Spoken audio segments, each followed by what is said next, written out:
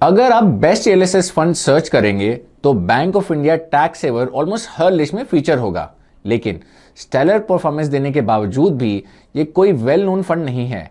अगर आप 5 या 10 साल रिटर्न्स को देखें तो ये टैक्स सेवर फंड टॉप 3 में आता है। येट फंड का साइज यानी AUM सिर्फ 951 करोड़ है, तो ये 20 लार्जेस्ट एलएसएस फंड्स में भी फीचर नहीं होता। सो 14 ईयर हिस्ट्री और ट्रैक रिकॉर्ड के बावजूद कई इन्वेस्टर्स ने इस स्कीम को अभी तक डिस्कवर नहीं किया है। This facts about the fund made us curious, तो हमने इसे आपके लिए एनालाइज करने का फैसला किया। हम ये चेक करना चाहते थे कि क्या ये हिडन जेम है या इसका आउट परफॉर्मेंस टेम्परेरी है। हमने इस फंड को कई डिफरेंट एंगल से देखा। हमने लॉन्ग टर्म में इसके performance, investment style, unique stock picks और कई सारे डेटा पॉइंट्स को चेक किया। ये एक इंटरेस्टिंग फंड है, बट क्या ये आपके इन्वेस्टमेंट प्रेफरेंस को सूट करता है, ये जानने के लिए इस वीडियो को एंड तक देखें। लेकिन शुरुआत करने से पहले एक क्विक रिमाइंडर, ये वीडियो आप ईटी मनी के हिंदी यूट्यूब चैनल पे देख रहे हैं।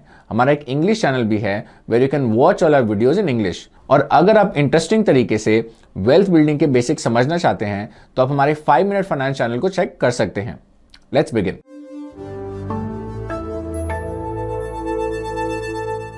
हमने रिटर्न्स के 3 डिफरेंट सेट्स को देखा। फर्स्ट, हमने डिफरेंट पीरियड्स के रिटर्न को चेक किया। फंड ने पिछले 1, 3, 5, 7 और 10 साल में अच्छा परफॉर्म किया है।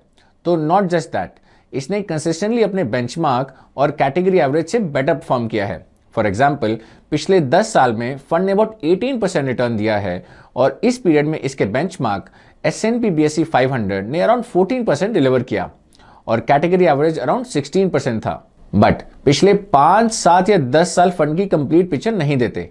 अगर इनमें से किसी भी 1 या 2 साल में फंड ने अच्छा परफॉर्म किया होगा तो लॉन्ग टर्म परफॉर्मेंस अट्रैक्टिव लगेगा। इसलिए हमने रोलिंग रिटर्न्स को चेक किया। रोलिंग रिटर्न से पता चलता है कि किसी फंड ने कंसिस्टेंटली किस तरह परफॉर्म किया है। हमने एवरेज 3, 5 और 7 ईयर रोलिंग रिटर्न्स को देखा। अब इस केस में भी फंड ने बेंचमार्क और कैटेगरी एवरेज से बेटर परफॉर्म किया है। इससे पता चलता है कि फंड ने पास्ट में कंसिस्टेंटली परफॉर्म किया है। तो डेटा से पता चलता है कि फंड ने डिफरेंट पीरियड्स में बेटर परफॉर्म किया है और रोलिंग रिटर्न शो कि ये कंसिस्टेंट परफॉर्मर है। अब हमने सभी कैलेंडर ईयर्स के रिटर्न्स को भी देखा। रिटर्न्स तो अच्छे थे, बट हमें इस केस में कुछ इनकंसिस्टेंसीज का पता चला, लेकिन इसे हम वीडियो के थोड़ा आगे जाकर डिस्कस करेंगे।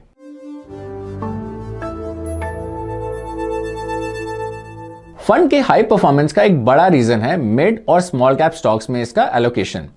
फंड ने अपने पोर्टफोलियो का 46% से ज्यादा मिड और स्मॉल कैप स्टॉक्स में एलोकेट किया है। कैटेगरी में एलोकेशन 34% है, तो डिफरेंस काफी बड़ा है। इसका मतलब यह भी है कि लार्ज कैप्स में इसका एलोकेशन कैटेगरी से कम है। Bank of India LSS tax saver fund का लार्ज कैप में एलोकेशन 51% है, वहीं कैटेगरी एवरेज 64%। बट ये फंड का रीसेंट ट्रेंड नहीं है। हिस्टोरिकली फंड ने मिड और स्मॉल कैप स्टॉक्स में हायर इन्वेस्टमेंट्स मेंटेन की हैं। जैसा कि आप स्क्रीन पर देख सकते हैं, फंड के पोर्टफोलियो में मिड और small caps have been there for a while, but सिर्फ मिड एंड स्मॉल कैप्स में एलोकेशन से आउट परफॉर्मेंस का पता नहीं चलता।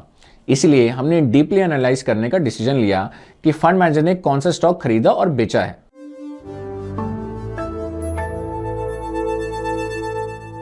फंड मैनेजर के स्टॉक पिक्स पर टॉप क्लास और उन्होंने अच्छा परफॉर्म किया है। हमने फंड के स्टॉक पोर्टफोलियो को देखा और चेक किया कि कितनी एलएसए स्कीम्स में सेम फंड्स हैं। अब इसके फंड मैनेजर ने कुछ अनकॉमन स्टॉक्स पर पैसा लगाया है। For example, Indian bank, HG limited and JTEKT India limited.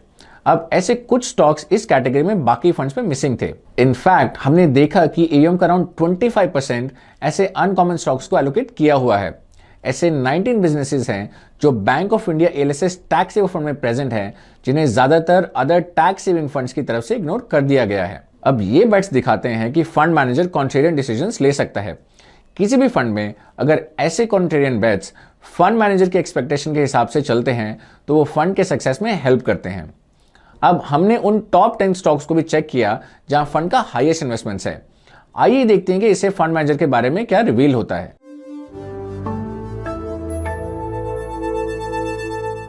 एक फंड की टॉप 10 इन्वेस्टमेंट्स बताता है कि फंड मैनेजर का कन्विक्शन किस तरफ है। यह हमें फंड मैनेजर की स्टॉक पिकिंग एबिलिटी समझने में भी हेल्प करता है। तो हमने उन टॉप स्टॉक्स को देखा जिन्हें फंड मैनेजर ने अक्टूबर 2023 और 2024 के बीच बाय और सेल किया। फंड मैनेजर की स्टॉक पिकिंग एबिलिटी और उसके बेट्स में कन्विक्शन काफी आउटस्टैंडिंग लगते हैं। बाइंग और सेलिंग के टाइमिंग इससे बेटर हो ही नहीं सकता था। For example, power finance corporation October 2022 और 2023 के बीच में 165% बढ़ा, लेकिन पिछले सालों में स्टॉक का परफॉर्मेंस इंप्रेसिव नहीं था। रैली शुरू होने से ठीक पहले फंड मैनेजर ने स्टॉक में इन्वेस्ट किया। हमने union bank of India, RSE and L&T जैसे फंड के दूसरे टॉप बेट्स के लिए भी यही बात देखी। एंड ये वन ऑफ नहीं था, फंड मैनेजर ऐसा ईयर आफ्टर ईयर कर पाया है। हमने अक्टूबर 2021 और 2022 के बीच स्टॉक सिलेक्शन को भी देखा।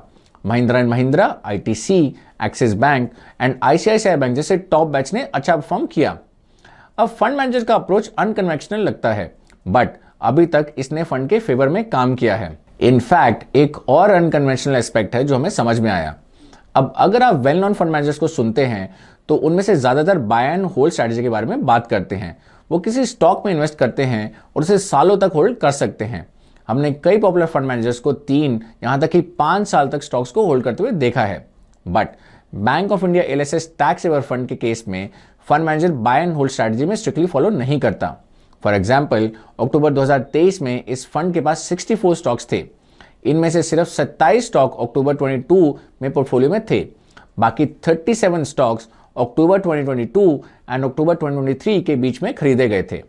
एंड यही ट्रेंड पिछले कई सालों से देखा गया है। इस फंड में किसी स्टॉक का एवरेज होल्डिंग पीरियड लगभग 1.5 साल है। अब आप सोच रहे होंगे कि इज इट अ गुड और अ बैड थिंग? वेल, इसका कोई कंक्लूसिव आंसर नहीं है। एज एन इन्वेस्टर आपको फंड मैनेजर पर ट्रस्ट करना होगा और उसे अपनी बेस्ट एबिलिटीज के अकॉर्डिंग स्कीम को मैनेज करना देना होगा। हम सिर्फ इस एस्पेक्ट्स को हाईलाइट करके ये दिखाना चाहते हैं कि फंड के स्टेलर परफॉर्मेंस का रीजन क्या है। But obviously, like any other fund, Bank of India LSS tax saver fund में कई ऐसे एस्पेक्ट्स भी हैं जिनके साथ कई इन्वेस्टर्स कंफर्टेबल नहीं हो सकते। आइए कुछ ऐसे एस्पेक्ट्स को देखते हैं।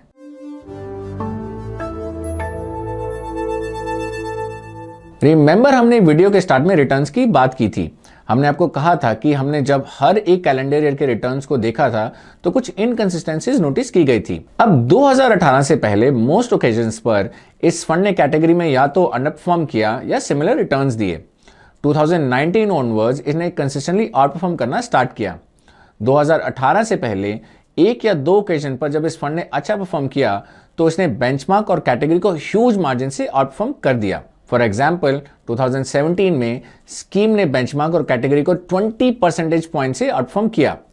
इस मैसिव आउट परफॉर्मेंस की वजह से लॉन्ग टर्म में परफॉर्मेंस अच्छी लग रही है। बट एक कैलेंडर ईयर में ये सडन जंप दिखाता है कि फंड अपने पीयर्स के कंपैरिजन में ज्यादा वॉलेटाइल हो सकता है। हमने ये भी देखा कि जब मार्केट में करेक्शन आता है तो क्या ये फंड अपने पीयर्स के कंपैरिजन में ज्यादा गिरता है। इन 2018 फंड अपने पीयर्स और बेंचमार्क के कंपैरिजन में ज्यादा डाउन था। तो इन अग्रेसिव अप्स एंड डाउन्स का मतलब है कि फंड ज्यादा वॉलेटाइल है। आइए अब वॉलेटिलिटी एस्पेक्ट को डिटेल में समझते हैं।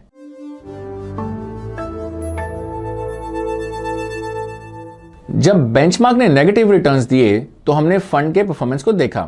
सिंस 2013 ऐसे 13 क्वार्टर्स रहे जब बेंचमार्क ने नेगेटिव रिटर्न्स दिए। इन 13 क्वार्टर्स में से फंड इनमें से 7 में ज्यादा अग्रेसिवली डाउन था। अब इससे पता चलता है कि स्कीम को वॉलेटिलिटी हायर है और डाउनसाइड प्रोटेक्शन इसके स्ट्रेंथ्स में से एक नहीं है। अब किसी भी फंड की वॉलेटिलिटी को समझने के लिए एनालिस्ट स्टैंडर्ड डेविएशन देखते हैं। हम टेक्निकलिटी में नहीं जाना चाहते, बट मोस्ट पीरियड्स में फंड ने कैटेगरी के कंपैरिजन में स्टैंडर्ड डेविएशन ज्यादा थी।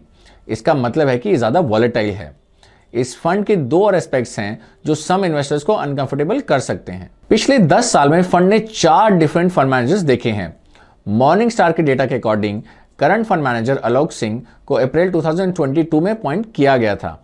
पिछले फंड मैनेजर आकाश मंघानी ने फंड को करीब 3 साल तक मैनेज किया था। अब कुछ इन्वेस्टर्स फंड मैनेजर में चेंज प्रेफर नहीं करते हैं क्योंकि फंड की स्ट्रैटेजी पर असर डाल सकता है। हर फंड मैनेजर का अपना स्टॉक पिकिंग स्टाइल होता है और जब नया फंड मैनेजर चार्ज लेता है तो वो जनरली पोर्टफोलियो में अपने प्रेफरेंस के बेसिस पर चेंजेस करता है और हो सकता है कि कुछ इन्वेस्टर्स इसे पसंद ना करें। फंड अपने पीएस के कंपैरिजन में हायर एक्सपेंस रेशो भी चार्ज करता है। आइए अब लास्ट एस्पेक्ट पर बात करते हैं जिसे कुछ लोग रिस्की मान सकते हैं। यह है Bank of India mutual fund के ऑपरेशन का स्केल। म्यूचुअल फंड स्पेस में ओल्ड प्लेयर होने के बावजूद इस फंड हाउस के पास डेट, इक्विटी एंड हाइब्रिड में 20 से कम स्कीम्स हैं।